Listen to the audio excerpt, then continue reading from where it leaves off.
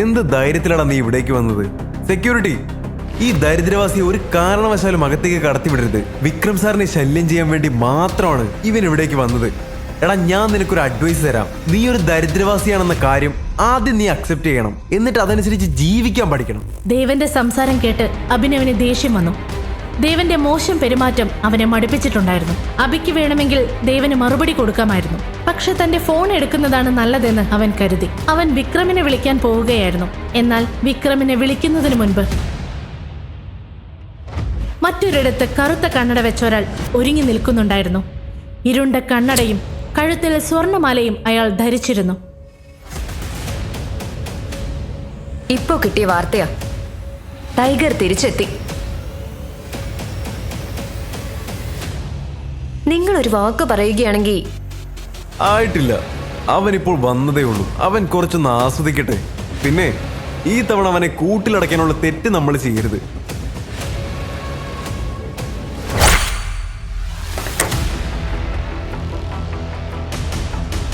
എനിക്കറിയാം, ആ ദിവസം രാത്രി ഞാൻ നിന്റെ കൂടെയാണ് കിടന്നതെന്ന്. അതിനിപ്പോഴും സ്വന്തം മുറിയുടെ ഡോറൊക്കെ അടച്ചു പൂട്ടി കിടന്നുറങ്ങേണ്ട ആവശ്യം എന്താ? അഭിനവ് അപ്പോഴും അനന്യയുടെ മുറിയുടെ പുറത്ത് നിൽക്കുകയായിരുന്നു. മറ്റു മുറികളിൽ തനിക്ക് ഇടം ലഭിക്കാൻ പോകുന്നില്ലെന്ന് അവൻ അറിയാമായിരുന്നു. അതുകൊണ്ട് അഭിനവ് വീട്ടിലെ ജോലിക്കാർ ഉറങ്ങാറുണ്ടായിരുന്ന ആ സ്ഥലത്തേക്ക് പോയി. അവിടെ അവൻ ഭാഗ്യവശാൽ ഒരു ഒഴിഞ്ഞ കട്ടിൽ കണ്ടെത്തി. എന്നിട്ട് അതിൽ കിടന്നുറങ്ങി. താൻ എപ്പോഴാണ് ഉറങ്ങിപ്പോയതെന്നോ എപ്പോഴാണ് നേരം വെളുത്തതെന്നോ അവൻ അറിഞ്ഞില്ല.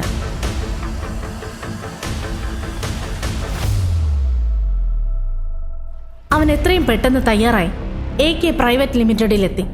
അവിടെ നിക്കടാ, എവിടേക്കാ നീ കയറി പോന്നെ? പുറത്തു പോ. അപ്പോഴാണ് ദേവൻ അവിടേക്ക് വന്നത്. അവൻ അഭിയെ നോക്കി ഒരു പരിഹാസ ചിരിയോടെ പറഞ്ഞു, ഓഹോ, ആരാ വന്നിരിക്കുന്നതെന്ന് നോക്കിയേ. എന്ത് ധൈര്യത്തിലാണ് നീ ഇവിടേക്ക് വന്നത്? സെക്യൂരിറ്റി, ഈ ദരിദ്രവാസിയെ ഒരു കാരണവശാലും അകത്തേക്ക് കടത്തിവിടരുത്. വിക്രം സാറിനെ ശല്യം ചെയ്യാൻ വേണ്ടി മാത്രമാണ് ഇവൻ ഇവിടേക്ക് വന്നത്. എടാ, ഞാൻ നിനക്കൊരു അഡ്വൈസ് തരാം. നീ ഒരു ദരിദ്രവാസിയാണെന്ന കാര്യം ആദ്യം നീ അക്സെപ്റ്റ് ചെയ്യണം, എന്നിട്ട് അതനുസരിച്ച് ജീവിക്കാൻ പഠിക്കണം. ദേവന്റെ സംസാരം കേട്ട് അഭിനവിന് ദേഷ്യം വന്നു. ദേവന്റെ മോശം പെരുമാറ്റം അവനെ മടുപ്പിച്ചിട്ടുണ്ടായിരുന്നു. അഭിക്ക് വേണമെങ്കിൽ ദേവന് മറുപടി കൊടുക്കാമായിരുന്നു. പക്ഷെ തന്റെ ഫോൺ എടുക്കുന്നതാണ് നല്ലതെന്ന് അവൻ കരുതി. അവൻ വിക്രമിനെ വിളിക്കാൻ പോവുകയായിരുന്നു. എന്നാൽ വിക്രമിനെ വിളിക്കുന്നതിന് മുൻപ്, ഇവിടെ എന്താ നടക്കുന്നേ? അബി എന്റെ കൂടെ വന്നതാ. You wanna say something? ദേവനിപ്പോ പോ, അബി എന്റെ കൂടെ വരൂ. ദേവൻ ഒരു നിമിഷം അപമാനിതനായ പോലെ തോന്നി. അന്ന് പാർട്ടിയിൽ വച്ചും പിന്നെ ഇപ്പോഴും ദേവൻ അബിയുടെ മുന്നിൽ തോൽക്കേണ്ട അവസ്ഥ വന്നു. ഞാൻ ഇവിടെ വരുന്ന കാര്യം നിങ്ങൾ വിക്രമിനോട് പറഞ്ഞിരുന്നോ? ഇത് കേട്ട ഉടനെ ജെനിയുടെ കാതുകൾ കൂർത്തു. ജോലിക്ക് വേണ്ടി വന്ന അഭിനവിനെ പോലെ ഒരാൾ. എനിക്ക് നിങ്ങളുടെ കുറച്ച് വിവരങ്ങൾ ആവശ്യമുണ്ട്. നിങ്ങളുടെ ഓഫീസ് നാളെ മുതൽ ആരംഭിക്കും. Perfect, thank you. എന്നാൽ ലീഡർ വരുന്നതിന് മുൻപ് അവൻ അത്തരത്തിലുള്ള ഒന്നും ചെയ്യാൻ കഴിയില്ലായിരുന്നു. ഈ സാഹചര്യത്തിൽ അനന്യയുടെയും അവളുടെ മാതാപിതാക്കളുടെയും മുന്നിൽ തന്റെ കഴിവ് തെളിയിക്കാൻ വേണ്ടിയാണ് അവൻ മാനേജർ പോസ്റ്റ് ആവശ്യപ്പെട്ടത്. എന്നാൽ അഭിനവ് അവിടെ എന്തെടുക്കാൻ വന്നതാണെന്ന് ദേവൻ ഇപ്പോഴും മനസ്സിലായിരുന്നില്ല. നാളെ മുതൽ ജോലിക്ക് പോവാൻ പുതിയ വസ്ത്രങ്ങൾ വേണ്ടിവരുമെന്ന് അഭിനവിന് തോന്നി. വസ്ത്രങ്ങൾക്കൊപ്പം അവന്റെ ഫോൺ മാറ്റേണ്ടതും ആവശ്യമായിരുന്നു. വിക്രമിന്റെ ചെക്ക് അവന്റെ പോക്കറ്റിൽ ഉണ്ടായിരുന്നു. അനന്യയുടെ മാതാപിതാക്കൾ വന്നതുകൊണ്ട് അവരെയും ശ്രീരാഗിനെയും കാണിക്കാൻ അവരുടെ വീട്ടിൽ താമസിക്കുകയും ജോലിക്കാരുടെ മുറിയിൽ ഉറങ്ങുകയും ചെയ്യേണ്ടി വരുമെന്ന് അഭിനവിന് അറിയാമായിരുന്നു. പക്ഷേ അവൻ അത്ര എളുപ്പം കീഴടങ്ങാൻ പോവുകയായിരുന്നില്ല. താനാണ് ലോകത്തിലെ ഏറ്റവും നല്ല മരുമകനെന്ന് അവൻ തെളിയിക്കാൻ പോവുകയായിരുന്നു. ചെക്കിൽ നിന്ന് പണം പിൻവലിക്കാൻ അഭിനവ് ബാങ്കിലേക്ക് പോയി. എനിക്ക് ആ ചെക്കിൽ നിന്ന് പണം പിൻവലിക്കണം. അപ്പോഴാണ് അവൻ ഹരീഷിനെ കണ്ടുമുട്ടിയത്. അഭിനവിന്റെ ദാരിദ്ര്യത്തെ കളിയാക്കിയിരുന്നവരിൽ ഒരാളായിരുന്നു പ്രണവ്. അല്ല, ഇതാരീ വന്നിരിക്കുന്നേ? ഹരീഷ് ഒരു ബാങ്കറായിരുന്നു. അവൻ കോടീശ്വരനല്ലായിരുന്നെങ്കിലും അവന് ധാരാളം സമ്പത്തുണ്ടായിരുന്നു. ഡെലിവറി ജോലികൾക്കായി അഭിനവ് ഈ ബാങ്കിൽ പലപ്പോഴും വരുമായിരുന്നതുകൊണ്ട് അഭിയെ അവൻ അറിയാമായിരുന്നു. അഭിനവിനേക്കാൾ ഏറെ മുന്നിലായിരുന്നില്ല ഹരീഷെങ്കിലും അവനും അഭിനവും തമ്മിൽ ഒരൊറ്റ വ്യത്യാസം മാത്രമേ ഉണ്ടായിരുന്നുള്ളൂ, പണത്തിന്റെ. ചെക്കോ? നിനക്കോ? നിനക്കറിയാമോ, ഈ ബാങ്കിൽ വലിയ തുക മാത്രമേ ചെക്കിലൂടെ പിൻവലിക്കാൻ കഴിയൂ. എനിക്ക് പിൻവലിക്കാനുള്ള പണം വളരെ വലുതാണ്. അതുകൊണ്ടാണ് ഞാൻ ഇവിടെ വന്നത്. അതുകൊണ്ട് തന്നെയാണ് എനിക്ക് മാനേജറെ കാണേണ്ടത്. അതിന്റെ ആവശ്യമൊന്നുമില്ല. ആ ചെക്കിങ് തന്നെ. ഹരീഷ് ചെക്ക് നോക്കുക പോലും ചെയ്യാതെ അഭിനവിന്റെയും മറ്റാളുകളുടെയും മുന്നിൽ വെച്ച് കീറിക്കളഞ്ഞു. നിനക്കെന്താ ഭ്രാന്താണോ? നീ എന്താ ഈ ചെയ്തത്? സെക്യൂരിറ്റി ഇവൻ ഇവിടുന്ന് പുറത്താക്ക്. വ്യാജ ചെക്കുമായി ബാങ്കിൽ വരാൻ നിനക്കെങ്ങനെ ധൈര്യം വന്നു? ബാങ്കർമാർ വിട്ടികളാണെന്ന് നീ കരുതുന്നുണ്ടോ? ഞാൻ പോലീസിനെ വിളിച്ച് നിന്നെ അകത്തിടും. ഇവനെ കൊണ്ടുപോ. ഈ അവസ്ഥയിൽ അഭിനവിനെ കണ്ട് ഹരീഷും ബാക്കിയുള്ളവരും വളരെയധികം സന്തോഷിച്ചു. എന്താണ് ഇവിടെ നടക്കുന്നത്? ആ ശബ്ദം മറ്റാരുടെയും ആയിരുന്നില്ല, അത് ബൽറാമിന്റെ ആയിരുന്നു. ദൂരെ നിന്ന് തന്നെ അദ്ദേഹം അഭിനവിനെ തിരിച്ചറിഞ്ഞു. ബൽരാജിനെ കണ്ടതും അഭിനവിന്റെ ശ്വാസം തിരികെ വന്നു. ഇനി ആർക്കും അവനെ ഒന്നും ചെയ്യാൻ കഴിയില്ല.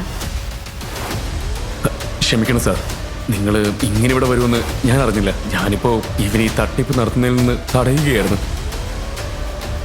അവനെ വിട്ടേക്ക്.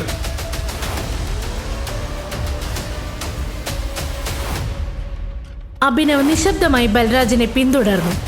എന്നാൽ ബൽറാം എന്തിനാണ് അഭിനവിനെ കൂടെ കൊണ്ടുപോകുന്നതെന്ന് ഹരീഷിനും മറ്റുള്ളവർക്കും മനസ്സിലാക്കാൻ കഴിഞ്ഞില്ല. ഹരീഷും അവരെ പിന്തുടരാൻ തുടങ്ങിയപ്പോൾ ബൽറാം പറഞ്ഞു, ഞാൻ നിന്നോട് എന്റെ കൂടെ വരാൻ പറഞ്ഞോ? ഇല്ല സാർ. ബൽറാം അവനെ നോക്കിയപ്പോൾ ഹരീഷിന്റെ കാലുകൾ നിശ്ചലമായി. ബൽറാമിന്റെ പെരുമാറ്റം കണ്ട് അഭിനവ് ഭയന്നു. ബൽറാം അവിടെയുള്ള ആളുകൾക്ക് അഭിനവിന്റെ ഐഡന്റിറ്റിയെക്കുറിച്ച് സംശയം തോന്നിക്കുന്ന ഒന്നും ചെയ്യില്ലെന്ന് അവൻ പ്രത്യാശിച്ചു. ഇവൻ ഒരു തെറ്റ് ചെയ്തിട്ടുണ്ടെങ്കിൽ മാനേജർക്ക് അതിനെക്കുറിച്ച് അറിയണം. നിങ്ങൾ നിങ്ങളുടെ തലത്തിലാണ് നടപടിയെടുക്കുന്നതെങ്കിൽ ഒരുപക്ഷെ മാനേജർക്ക് അതൃപ്തി തോന്നാൻ സാധ്യതയുണ്ട്. ശരി സാർ. വരൂ. ബൽരാജ് അഭിനവിനെ നോക്കി തന്റെ കൂടെ അകത്തേക്ക് വരാൻ ആംഗ്യം കാണിച്ചു. ഇരുവരും ഒരുമിച്ച് മാനേജറുടെ ക്യാബിനിലേക്ക് പ്രവേശിച്ചു. മാനേജർ കസേരയിലിരുന്ന് കമ്പ്യൂട്ടറിൽ ജോലി ചെയ്യുകയായിരുന്നു. അദ്ദേഹത്തിന്റെ ശ്രദ്ധ ആകർഷിക്കാൻ ബൽറാം വാതിൽ ശക്തിയായി അടച്ചു. പെട്ടെന്ന് മാനേജറുടെ കണ്ണ് വാതിലിൽ പതിഞ്ഞു. ബൽരാജ് മുന്നിൽ നിൽക്കുന്നത് കണ്ടപ്പോൾ, മിസ്റ്റർ ബൽറാം, നിങ്ങൾ എങ്ങനെ ഇവിടെ എത്തി? എന്തുകൊണ്ട് നേരത്തെ പറഞ്ഞില്ലേ? വിളിച്ചുകൂടായിരുന്നോ? ദയവായി ഇരിക്കൂ, പറയൂ, നിങ്ങൾ എങ്ങനെയാണ് ഇവിടെ വന്നത്? ഞാൻ ഇവിടെ ഒരു ആവശ്യത്തിനാണ് വന്നത്. പക്ഷെ പുറത്തുള്ള ഒരു രംഗം കണ്ടപ്പോൾ എനിക്ക് ആദ്യം നിങ്ങളോട് ഇതിനെക്കുറിച്ച് സംസാരിക്കണമെന്ന് തോന്നി. പറയൂ. ഈ മനുഷ്യൻ ആരാണെന്ന് നിങ്ങൾക്കറിയാമോ? അദ്ദേഹത്തിന്റെ നോട്ടം മുഖത്ത് നിന്ന് തെന്നി മാറി കയ്യിലും ഒടുവിൽ അബിയുടെ മോതിരത്തിലും പതിച്ചു. മോതിരത്തിൽ അടയാളം കണ്ട ഉടൻ മാനേജറുടെ വായ തുറന്ന പോലെയായി. ഓ മൈ ഗോഡ്, ഇത് ടൈഗറാണോ? ഇയാൾ ആരാ? ഇയാൾ ആ ഗ്യാങ്ങിലെ അവസാനത്തെ അംഗമാണ്. നീ ലീഡറായ അതേ ഗ്യാങ്ങിന്റെ. I am very sorry.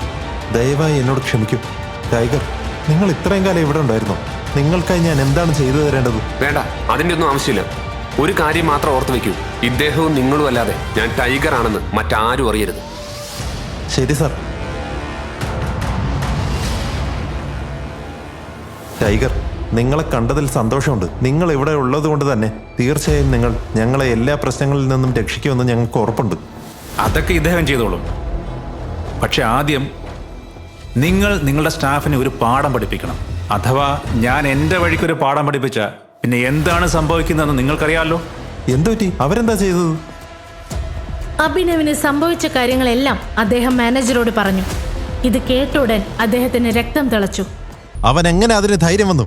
ഞാൻ അവനൊരു പാഠം പഠിപ്പിക്കാം. അദ്ദേഹം ശരവേഗതയിൽ ഹരീഷിനോട് തന്റെ ക്യാബിനിലേക്ക് വരാൻ ആവശ്യപ്പെട്ടു. ഹരീഷ്, ഹരീഷ്, അകത്തേക്ക് വാ.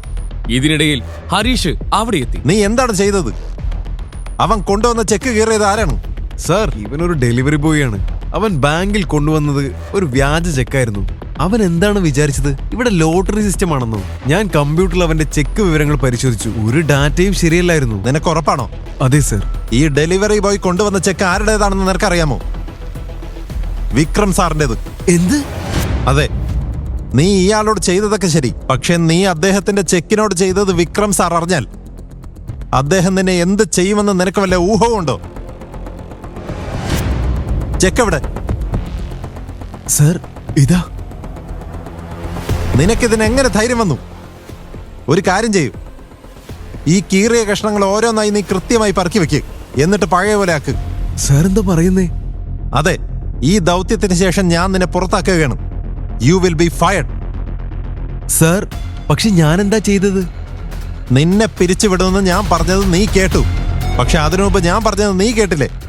അത് വീണ്ടും കൃത്യമായി മടക്കി വെക്കണമെന്ന് അറിഞ്ഞിരുന്നെങ്കിൽ ഹരീഷ് ഇത്രയധികം ദേഷ്യപ്പെടില്ലായിരുന്നു.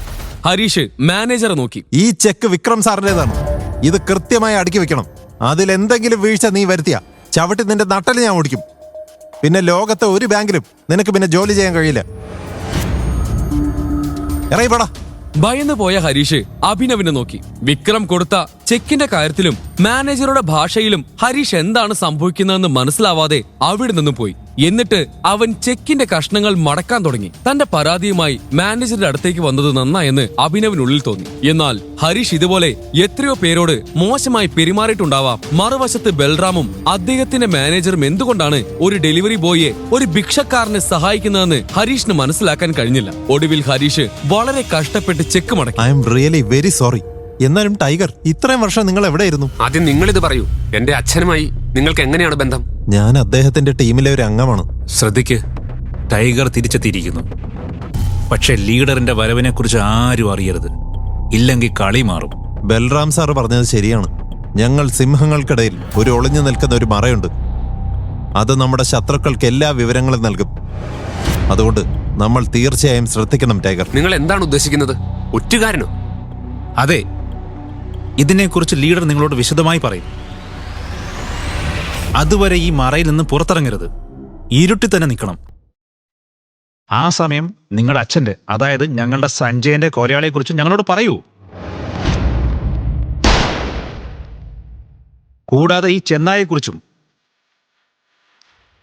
അഭിനവിന്റെ മനസ്സിൽ ഒരൊറ്റ പേരേ ഉണ്ടായിരുന്നുള്ളൂ, ഡേവിഡ്. റാണ സഞ്ജയനെ ചതിച്ചതുപോലെ ഡേവിഡും അവന്റെ അച്ഛന്റെ പാത പിന്തുടരുമെന്ന് അഭിനവിന് ഉറപ്പായിരുന്നു. റാണയെ സ്വന്തമായി കരുതിയ ഈ ആളുകളെക്കുറിച്ച് അവന് മനസ്സിലാക്കാൻ കഴിയുന്നില്ലായിരുന്നു. ഈ കൂട്ടത്തിൽ ഇനി ആരെയാണ് കാണാനുള്ളത്? നിന്റെ മുന്നിലുള്ള ഈ മാനേജറെയും കണ്ടു, നീ എന്നെയും വിക്രമനെയും കണ്ടു. അമർ, സുൽത്താൻ, അലീന, ഇവരാണ് ബാക്കിയുള്ള 3 പേർ. അലീന? ഞങ്ങളുടെ ഗ്രൂപ്പിൽ ഒരു പെൺകുട്ടിയുണ്ടോ? അതെ, ഇതിനു മുമ്പ് അവളുടെ അമ്മായിയായിരുന്നു ഈ സ്ഥാനത്ത്. 1 വർഷം മുമ്പ് അവർ മരിച്ചു. അതുകൊണ്ട് അലീന അവരുടെ സ്ഥാനം ഏറ്റെടുത്തു. അവൾ വെറുമൊരു പെൺകുട്ടിയല്ല, അവൾ തീയാണ്, ജ്വലിക്കുന്ന തീ. അവളൊരു കൊടുങ്കാറ്റാണ്. അലീനയെ പോലൊരു പെൺകുട്ടിയെ ഞാൻ എൻ്റെ ജീവിതത്തിൽ കണ്ടിട്ടില്ല.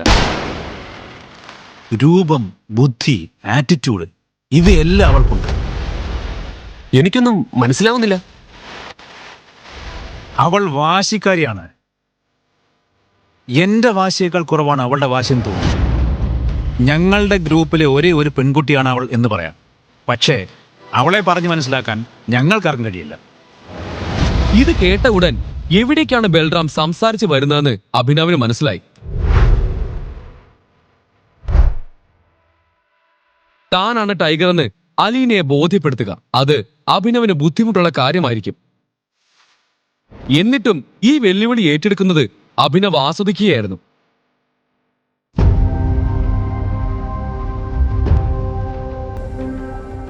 അലീനയെ കാണാനുള്ള അഭിനവിന്റെ ആഗ്രഹവും വർദ്ധിച്ചു. ഇതിനിടയിൽ മാനേജർ പറഞ്ഞു, നിങ്ങൾ അവളെ ഉടൻ തന്നെ കാണും. പക്ഷെ അവൾക്ക് നിങ്ങളെ തിരിച്ചറിയുമെന്ന് എനിക്കറിയില്ല. അവളെ ബോധ്യപ്പെടുത്താൻ ടൈഗറിന് പ്രയാസമാണെന്ന് എനിക്ക് തോന്നുന്നില്ല. ഞാൻ വിചാരിച്ച പോലത്തെ പയ്യനല്ലവൻ. ബൽരാജിന്റെ വാക്കുകൾ കേട്ട് മാനേജറുടെ കാതുകൾ കൂർത്തു. ബൽറാം സാർ, ടൈഗർ നിങ്ങളെ ഈ മോതിരത്തിൽ കുടുക്കിയെന്ന് നിങ്ങൾക്ക് തോന്നുന്നുണ്ടോ? ഇത് കേട്ട ഉടൻ ബൽറാം പൊട്ടിച്ചിരിച്ചു. എന്നിട്ട് അദ്ദേഹം അത് ശരിവെച്ചു എന്നോണം തലയാട്ടി. അദ്ദേഹത്തെ കണ്ട് മാനേജർ മുറയ്ക്ക് ചിരിക്കാൻ തുടങ്ങി. ഏതായാലും ടൈഗർ, ഇപ്പോൾ നിങ്ങൾക്ക് എത്ര പണം വേണം? ഞാൻ തരാം. പിന്നീട് വിക്രം സാറിന്റെ ഓഫീസിൽ നിന്ന് ഞാൻ ചെക്ക് വീണ്ടും ഇഷ്യൂ ചെയ്യിച്ചോളാം. ഇപ്പോൾ എനിക്ക് 1 കോടി രൂപ വേണം. ബാക്കിയുള്ള 49 കോടി എന്റെ പുതിയ അക്കൗണ്ടിലേക്ക് ട്രാൻസ്ഫർ ചെയ്യണം. ഓക്കെ, ഞാനത് ശരിയാക്കി തരാം. ഇത് കേട്ട് മാനേജർ അവന് വേണ്ടി പണം എടുക്കാൻ പോയി. ബൽറാം, ഈ അലീന എന്ന പെൺകുട്ടിയെ കുറിച്ച് മറ്റെന്താണ് നിങ്ങൾക്കറിയാവുന്നത്?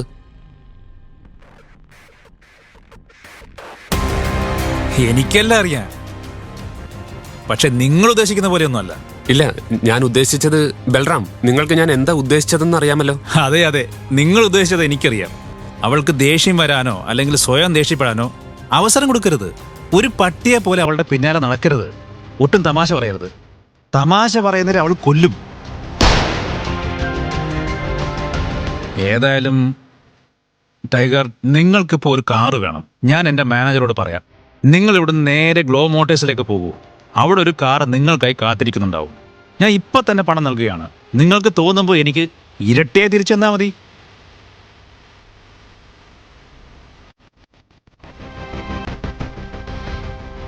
Thank you.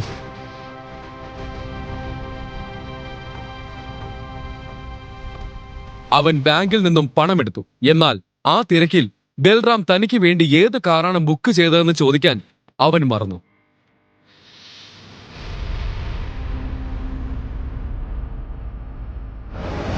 അകത്തേക്ക് പോയപ്പോൾ തന്നെ ഷോറൂമിലെ മാനേജർ ആരെയോ കാത്ത് വാതിൽക്കൽ നിൽക്കുന്നത് അവൻ കണ്ടു. മിസ്റ്റർ അഭിനവ് രജപുത്ര, ഞാനാണ് അഭിനവ് രജപുത്ര. വരൂ, അകത്തേക്ക് വരൂ പ്ലീസ്. കുറച്ചു കഴിഞ്ഞപ്പോൾ അഭിനവ് ഒരു ഗ്യാരേജിലെത്തി. മാനേജർ അവനെ അവന്റെ കാറിനടുത്ത് കൊണ്ടുവന്നു. ഇതാണ് കാർ. ഞാൻ പേപ്പറുകൾ റെഡിയാക്കിയിട്ട് വരാം. ആ സമയം സർ കാർ നന്നായി നോക്കിക്കോളൂ. അത് വളരെ വില കൂടിയൊരു കാറായിരുന്നു. ആരും അഭിനവിനെ കാറിന്റെ പേരിൽ സംശയിക്കാതിരിക്കാൻ ബൽറാം അത് മനഃപൂർവ്വം പഴയതാക്കിയതായിരുന്നു. എന്നാൽ കാറിന്റെ ഉൾവശം കണ്ടപ്പോൾ അഭിനവിന് വളരെ സന്തോഷം തോന്നി.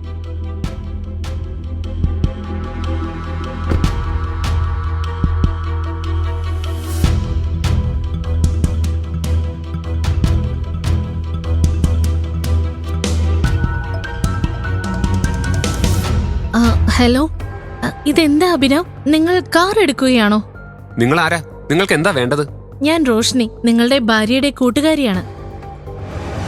വിക്രമിന്റെ പാർട്ടിയിൽ വെച്ച് അഭിനവ് റോഷ്നിയെ കണ്ടിരുന്നു.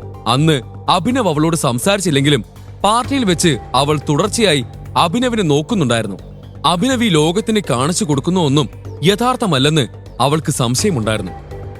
ഈ ചോദ്യം ഞാൻ നിങ്ങളോടാ ചോദിക്കണ്ടേ? നിങ്ങൾക്ക് എങ്ങനെ ഇവിടെ ഒരു കാർ വാങ്ങാൻ വരാൻ കഴിയും? നിങ്ങളൊരു ദരിദ്രനാണെന്നാണല്ലോ അനന്യ എന്നോട് പറഞ്ഞത്. അതെ, ഞാനൊരു പാവപ്പെട്ടവനാണ്. ഞാനിത് എന്റെ ബോസിന് വേണ്ടി വാങ്ങുകയായിരുന്നു. റോഷ്നി കുറച്ചുനേരം അവനെ നോക്കിയിട്ട് പറഞ്ഞു. നേരോ? നിങ്ങൾ കള്ളം പറയുമല്ലേ? ഞാനെന്തിനു നിങ്ങളോട് കള്ളം പറയണം? എനിക്കറിയില്ല. വേണ്ട, ഞാനൊരു കാര്യം ചെയ്യാം. ഞാൻ അനന്യയെ ഇങ്ങോട്ട് വിളിക്കാം. ദൂരെ നിന്നെങ്കിലും അവൾ നിങ്ങളെ കാറിൽ കാണുമ്പോൾ സന്തോഷിക്കും. വേണ്ട വേണ്ട, അവളെ എന്തിനാണ് ഇവിടേക്ക് വിളിക്കുന്നത്? അവളെ എന്തിനും ബുദ്ധിമുട്ടിക്കണം? റോഷ്നി പറ, റോഷ്നിക്ക് ഞാൻ എന്തെങ്കിലും സഹായം ചെയ്തു തരണോ? നിങ്ങൾ എനിക്കൊരു ട്രീറ്റ് തരുമോ? എന്താ, നിങ്ങൾ എന്നെ ട്രീറ്റിന് കൊണ്ടുപോവില്ലേ? നോക്ക്, ഞാൻ നിങ്ങളുടെ ഭാര്യയുടെ കൂട്ടുകാരിയാണ്. നിങ്ങൾ എന്റെ ആവശ്യം തള്ളിക്കളയുമെന്ന് ഞാൻ കരുതുന്നില്ല. അഭിനവ് മറുപടി പറയുന്നതിന് മുൻപ് റോഷ്നി കാറിന്റെ വാതിൽ തുറന്ന് പാസഞ്ചർ സീറ്റിലിരുന്നു. അപ്പോഴേക്കും മാനേജർ രേഖകളുമായി വന്നു. അദ്ദേഹം രേഖകൾ അഭിനവിന് നൽകി.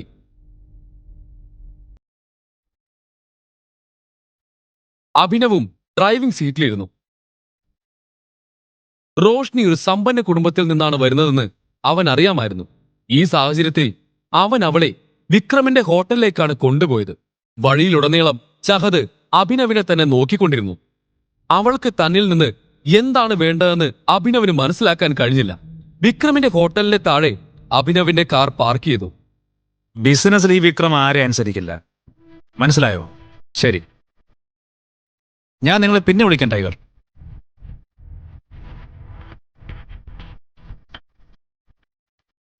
അഭിനവിന്റെ ഫോൺ റിങ് ചെയ്തു. അത് വിക്രമിന്റെ കോളാണെന്ന് അവൻ കണ്ടു. വിക്രം? ഹലോ ടൈഗർ, എന്ത് പറ്റി? എന്റെ ഓഫീസിന് താഴെ നിങ്ങളുടെ കാറ് വരുന്നത് ഞാൻ കണ്ടു. എല്ലാം ഓക്കെ അല്ലേ? യെസ് യെസ്, സത്യത്തിൽ ഞാൻ ഹോട്ടലിൽ ഒരാളുമായി ലഞ്ച് കഴിക്കാൻ വന്നതാണ്. അത് ഞാൻ കണ്ടു. നിങ്ങളൊരു കാര്യം ചെയ്യും, ആദ്യം എന്റെ ഓഫീസിലേക്ക് വരൂ. ഞാൻ എന്റെ VIP കാർഡ് തരാം. അതുണ്ടെങ്കിൽ നിങ്ങൾക്ക് 2 പേർക്കും VIP പരിഗണന ലഭിക്കും. എന്തുപറ്റി? നമുക്ക് പോവാം. റോഷ്നി, ഇവിടെ നിൽക്കൂ. എനിക്കൊരു പ്രധാനപ്പെട്ട ജോലിയുണ്ട്, ഞാനത് തീർത്തിട്ട് വരാം. റോഷ്നി അവൻ പോകുന്നത് നോക്കി നിന്നു. അത് വിക്രമിന്റെ ഓഫീസാണെന്ന് അവൾക്ക് നന്നായി അറിയാമായിരുന്നു. എന്നാൽ അഭിനവ് അവിടെ എന്താണ് ചെയ്യാൻ പോകുന്നത്? എന്തിനാണ് വിക്രം അവനെ അങ്ങോട്ട് വിളിച്ചത്? റോഷ്നി അഭിനവിനെ സംശയിക്കാൻ തുടങ്ങി. അടുത്തത് എന്തായിരിക്കും സംഭവിക്കാൻ പോകുന്നത്? അഭിനവിന്റെ യഥാർത്ഥ ഐഡന്റിറ്റി റോഷ്നി തിരിച്ചറിയുമോ? റോഷ്നിയുടെ യഥാർത്ഥ ഉദ്ദേശം എന്താണ്? കൂടുതൽ അറിയാൻ ദി റിട്ടേൺ ഓഫ് ടൈഗർ കേൾക്കൂ. ഈ കഥയുടെ ബാക്കി അറിയാൻ download pocket FM app. Link in description.